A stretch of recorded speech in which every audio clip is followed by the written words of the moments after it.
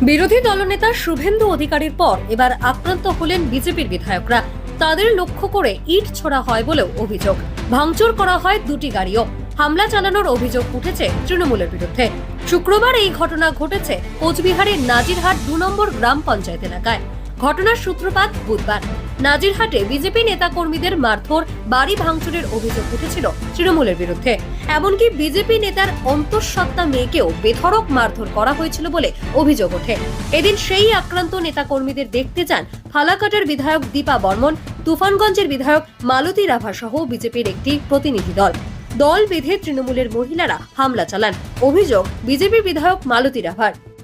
আমরা পুলিশকে বলেই এসেছি যে আমরা ওই তাদের বাড়িতে যাব, ওই পরিবারগুলোকে দেখব, কিন্তু আজকে পুলিশ প্রশাসন, আমরা যখন এসেছি প্রশাসন ছিল না, আপনারাও দেখেছেন।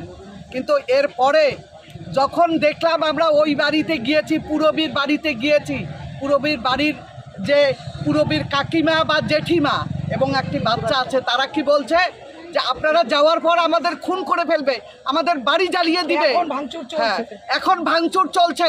এবং আমরা থাকাকালীন মহিলারা, মানে তৃণমূলের মহিলা, রোহিঙ্গা মুখ বেঁধে মুসলিম কিছু মহিলা, তারা লাঠি বাঁশ দিয়ে এসে ঢিল দিচ্ছে বাড়িতে, আপনারা দেখেছেন। বিজেপির উপর হামলার দায় নিতে নারাজ তৃণমূল নেতৃত্ব। বিজেপি এলাকার শান্ত পরিবেশকে অশান্ত করার চেষ্টা করছে বলে অভিযোগ করলেন নাজিরহাট ২ নম্বর গ্রাম পঞ্চায়েতের প্রধান পম্পা রায় বর্মন। কারণ বিজেপিরা আমার এখানে হামলা চালাচ্ছে, এখানে একদম শান্তিপূর্ণ পরিবেশকে অশান্তিতে ভরাচ্ছে। আর এইবারের যে মহিলা, একদম ভালো মহিলা না, উনি একদম বিজেপি নেত্রী। আর হচ্ছে ওর ওটা কর্মই, ওটা হচ্ছে ব্যবসা, ও ব্যবসা করে খাচ্ছে। ২৬শে বিধানসভা নির্বাচন। উত্তরবঙ্গে হারানো জমি ফিরে পেতে মরিয়া তৃণমূল। বিজেপিও নিজেদের শক্ত জমি হাতছাড়া করতে রাজি নয়, কিন্তু যেভাবে উত্তরবঙ্গের মাটিতে বিরোধী দলনেতা থেকে শুরু করে বিজেপি বিধায়করা আক্রান্ত হচ্ছেন, তাতে গেরুয়া শিবিরের জমি কতটা সুরক্ষিত রয়েছে তা নিয়ে প্রশ্ন তুলছে রাজনৈতিক মহল।